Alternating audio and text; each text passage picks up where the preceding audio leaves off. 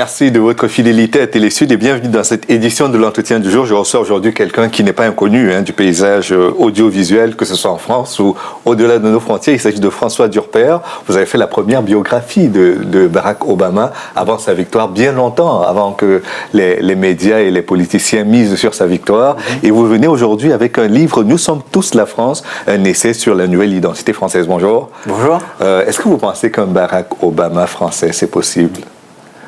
En 2012, non, parce qu'il serait connu, on connaît les candidats. Donc, mais un jour, pourquoi pas ? Vous savez, quand on a fait la biographie de Barack Obama avec mon collègue Olivier Richomme, beaucoup de gens nous disaient « mais c'est pas possible, ça n'arrivera jamais aux États-Unis, c'est le pays de la ségrégation ». Et puis ensuite, une fois qu'il a gagné, les gens nous disaient « ah, aux États-Unis, c'est possible, mais pas en France ». Il faut jamais dire jamais.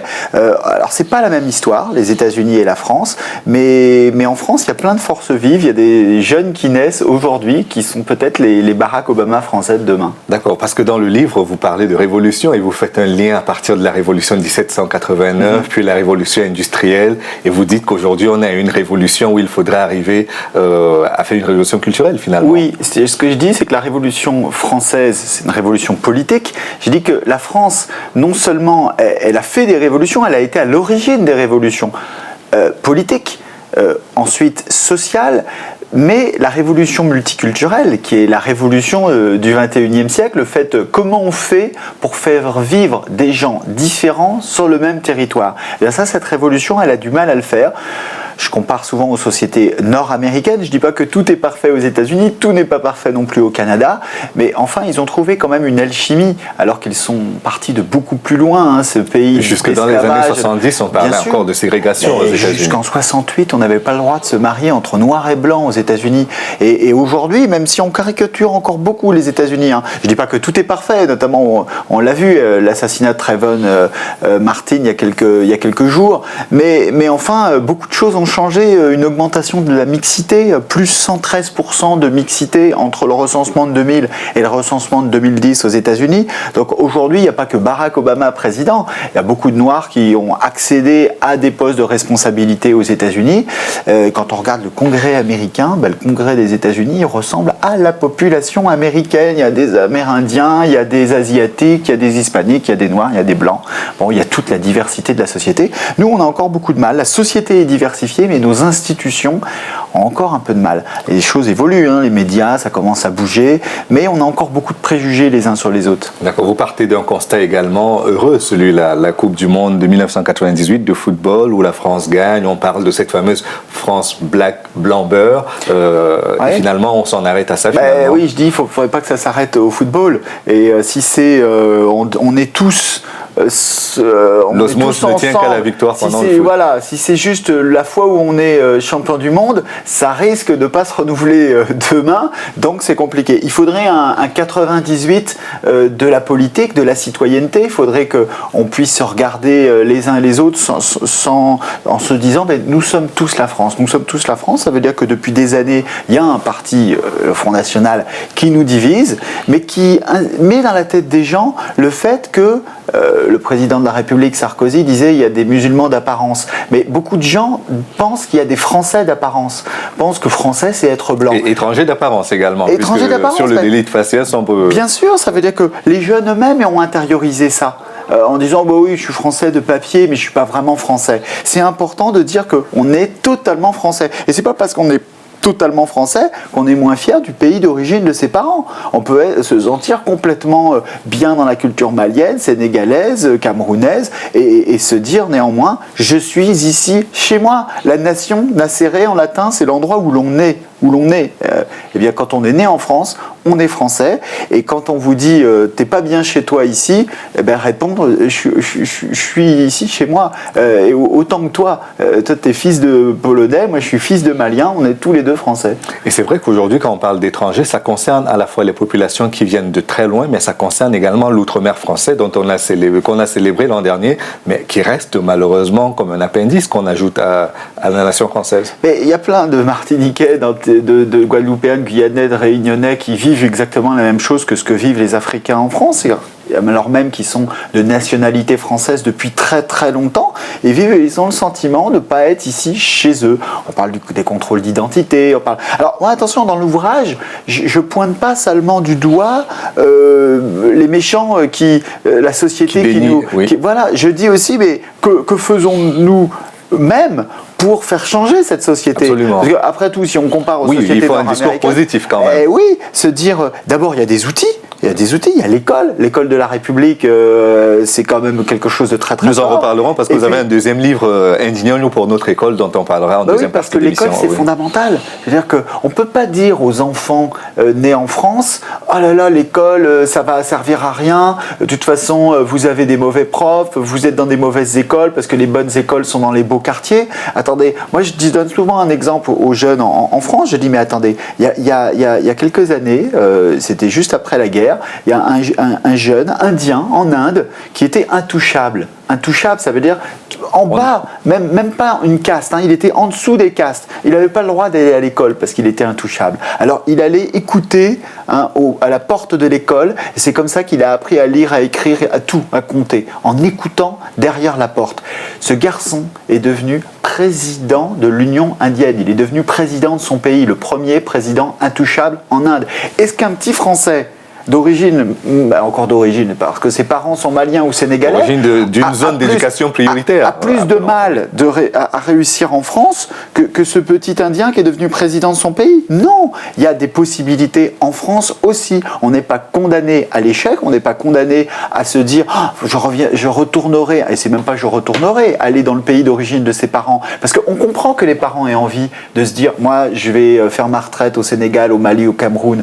Je suis né au Mali, au Sénégal, au Cameroun, c'est mon pays, même si je suis immigré en France. Mais les enfants, vous voyez le problème, c'est que la valise mentale des immigrants italiens, hongrois, polonais, c'était les parents qui avaient cette valise mentale. Ils ne transmettaient pas cette valise mentale à leurs enfants. Mais c'est la peau qui incarne cette valise mentale aujourd'hui. Un fils d'italien, ça ne se voit pas dans la rue. Quand vous êtes fils de malien, vous êtes toujours malien parce que quelqu'un dans la rue va dire toi tu viens d'où? Et même quand c'est positif, on peut dire tu viens d'où? Je dis les jeunes, il faut à un moment donné avoir le courage de dire je suis très fier du pays d'origine de mes parents, mais mon pays d'origine, c'est la France. Parce que vous établissez un distinguo très fort, et je voulais qu'on revienne dessus. Vous disiez, entre la nationalité des parents et celle des enfants, il y a un distinguo. Quand les parents sont nés quelque part, c'est leur nationalité, c'est leur histoire, et les enfants qui sont nés ici, c'est leur histoire, c'est leur nationalité également, c'est leur territoire. Il ne faut pas confondre sa nationalité, la nationalité de ses parents. On peut être fier de l'endroit d'où viennent les parents, de la culture de ses parents, mais il n'y a pas d'antagonisme. Le problème aussi de la France, c'est quoi? C'est de placer les enfants dans des conflits d'allégeance. Leur dire, soit t'es malien, soit t'es français. Au XXIe siècle, on ne peut pas dire je me sens malien et je me sens français. On ne peut pas dire d'où viennent les problèmes. Nous sommes à l'ère de la mondialisation. Ce que dit Amin Malouf dans son livre les identités meurtrières, en fait, je reprends dans Nous sommes tous la France, la base de sa philosophie, c'est de dire il faut sortir du choix exclusif. Parce que le choix exclusif conduit les gens soit dans des choix fanatiques, on est musulman à l'exception de toute autre chose, soit on est totalement acculturé. Je suis français, mais alors là, je ne veux plus entendre parler, t'es pas ma sœur sénégalaise, moi je suis français. Non, on est bien dans plusieurs identités. Et le communautarisme, donc, qu'est-ce que vous en dites? Parce qu'aujourd'hui, quand on veut réclamer les deux identités, qu'on le veuille ou pas, par moment, on est catalogué trop blanc, trop noir, trop pro. Le mot de communautarisme aussi, il faut dire, mais il n'y a pas de communautarisme, il faut arrêter. Qu'est-ce qu'il y a dans la société? Une communautarisation, oui. On habite dans des ghettos, donc il y a une communautarisation sociale qui est très très forte, mais le communautarisme, moi j'avais une élève quand j'étais prof en lycée qui me disait monsieur, moi j'aimerais bien te parler de communautariste et avoir un bel appartement dans le premier arrondissement. Personne choisit d'être enfermé dans une communauté. Il y a des réflexes défensifs, mais il n'y a pas, si vous voulez, l'idée, qu'est-ce que ça veut dire? Il y a une racialisation du regard. Moi souvent j'ai entendu des gens dire par exemple les Guinéens ils sont communautaires parce qu'ils se marient entre eux. Je dis mais attendez, les Guinéens que je connais aux États-Unis, États-Unis ou en France. Aujourd'hui, ils se marient entre Soussou et Malinqué. Il y a des mariages Soussou-Malinqué, il y a des mariages Peul-Malinqué qu'il n'y avait pas dans la génération des parents, qu'il n'y avait pas dans la génération des grands-parents. Donc le non-guinéen qui voit le mariage entre Guinéens comme quelque chose de communautaire, pour quelqu'un qui est à l'intérieur de la communauté guinéenne, il ne voit pas quelque chose de communautaire, il voit une sortie des catégories ethniques. Donc si vous voulez, même ce qui apparaît comme communautaire au XXIe siècle, c'est beaucoup plus ouvert que ce qu'il y avait il y a 50 ans. Je parlais de votre deuxième livre qui est Indignons-nous pour l'école. Il nous reste moins de 2 minutes, mais on va en parler assez rapidement. Vous organisez une rencontre avec les candidats autour de cette question de l'école. Oui, on accueille les candidats le 14 avril prochain à Clichy-sous-Bois autour d'un pacte sur l'école. C'est-à-dire qu'on demande aux candidats: qu'est-ce que vous avez comme proposition forte sur l'école? Des postes en plus, disent les uns, des postes en moins, disent les autres. Mais nous, on veut le contenu. Qu'est-ce qu'on apprend à nos enfants à l'école? Parce que l'école, c'est la base de tout. Vous savez, l'école, c'est le seul sujet à être passé avant l'emploi comme priorité des Français. Ça veut dire quoi? Ça veut dire que quand on met l'emploi en premier, c'est anxiogène. Ça veut dire que on se dit mince, on n'a pas d'emploi. Mais quand on met l'école, c'est qu'on croit en l'avenir. On croit que nos enfants vont pouvoir réussir mieux que soi-même. Donc c'est quelque chose d'extrêmement positif et optimiste. Donc ce qu'on peut attendre des candidats, c'est pas qu'ils nous disent on ne peut rien faire, parce que ça, pourquoi il y aura peut-être de l'abstention?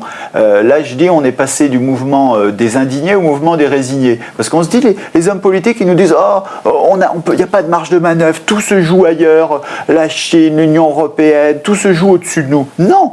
On a la capacité de se dire collectivement, on est dans des démocraties, qu'est-ce qu'on veut pour notre école, qu'est-ce qu'on veut aussi pour notre logement, comment on veut. Mais vous savez, les politiques, ce n'est pas uniquement des budgets à équilibrer et des dettes à réduire, c'est aussi comment on fait vivre ensemble des gens différents. Je ne l'ai pas dit au début de l'émission, mais vous présidez un mouvement qui est le mouvement pluricitoyen.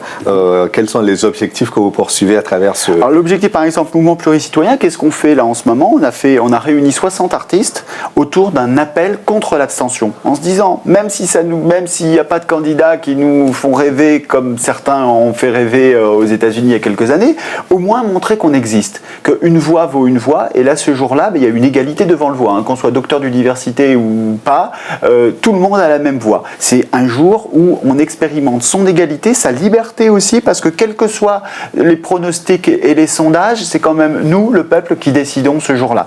Donc déjà voter, c'est montrer, vous savez, au Brésil, il y a l'obligation du vote maintenant. Alors on peut être pour ou contre l'obligation, mais c'est quoi les conséquences? Les conséquences, c'est qu'aujourd'hui, la classe politique brésilienne est obligée de prendre en compte le fait que tous les pauvres votent et que tous les jeunes votent. Parce que quand il y a de l'abstention, qui s'abstient en premier? Les jeunes et les pauvres. D'accord. Merci beaucoup François Durper. Je rappelle que vous êtes donc président de ce mouvement pluricitoyen, que vous venez de publier un livre, Indignons-nous pour l'école, et que vous avez publié un autre aussi, Nous sommes tous la France, votre site internet durper.com. Oui, Louis, puisqu'on est aussi écouté en Afrique et ici, ça c'est une chaîne citoyenne et globale, on peut échanger sur ce site-là, c'est quand même quelque chose de nouveau. Là pour le coup, le fait de pouvoir passer les frontières juste en envoyant des messages. Très bien, merci encore une fois. Donc je rappelle l'adresse du site internet Durper, DURPAIRE.com. Merci d'être venu. Merci Louis pour ton accueil. Et merci à vous d'avoir regardé cette émission jusqu'à son terme. Rendez-vous demain pour une autre édition de l'Entretien du jour. À bientôt.